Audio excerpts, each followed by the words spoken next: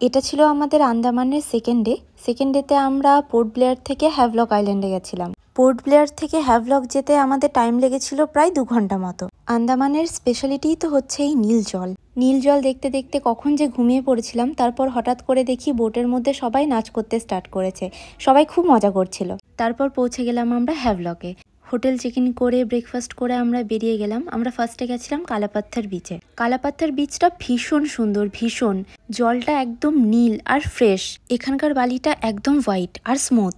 এখানে আমি একটা হোয়াইট কাঁকড়া দেখতে পেয়েছিলাম, তাই তার পেছনে ছুটে বেড়াচ্ছিলাম। এই দেখো।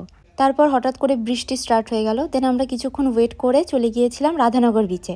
এই বিচটাও ভীষণ সুন্দর। এই বিচে তো সবাই স্নান করে, স্নান করার জন্য এটা পারফেক্ট।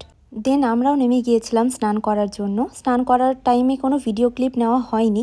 দেন আমরা চেঞ্জ করে ওখানে কিছুক্ষণ টাইম স্পেন্ড করলাম। তারপর ডাব খেয়ে আমরা সোজা চলে গিয়েছিলাম হোটেলে। তো আজ এতটুকুই। Bye bye.